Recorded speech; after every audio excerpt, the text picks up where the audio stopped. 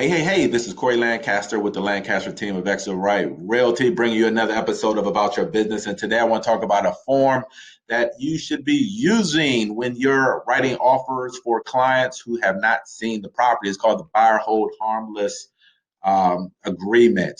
And a couple of examples when you might use this form. Let's say you have a buyer and maybe they're out of state, or maybe they are investors, maybe newer investors, or even seasoned investors who feel like they're experienced enough. They don't need to take a look at the house.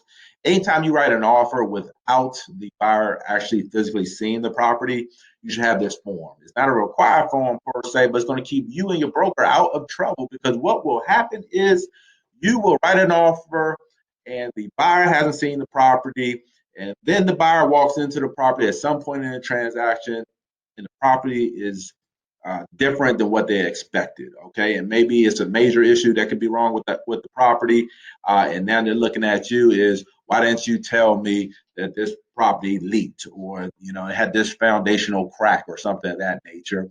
And even though you're going to say to them, well, I advise you, it's always a good idea to take a look at the property, when they go talk to their attorney, none of that's going to matter. Okay.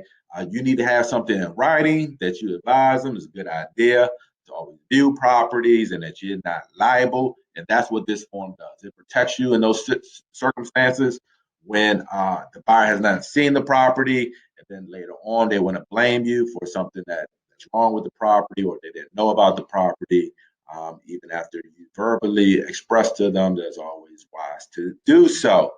I would also use this form in the situations now that we're in kind of COVID-19 kind of market where we're doing virtual showings, right? Where as I've taught in previous trainings, going through with your cell phone live, or whether it's Zoom or whether it's Facebook Live, and you're kind of videoing the property for them, either live or recorded. It still opens you up to a little bit of liability, even in that circumstance as well, right? Because you may not open up every closet door or look under, every counter, closet, or whatever it may be, a drawer in the kitchen, where if the buyer was there, maybe they would have had the opportunity to do that. So you don't want to expose yourself to greater liability without having this form. So this is the form that would protect you.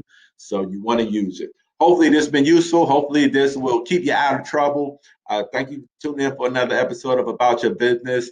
And if you like the content you've been getting and you want more of it, or you want to sit down, find out what we're doing to make our agents so successful here at Extra Right Realty or the Lancaster team, reach out to me. Be happy to sit down with you.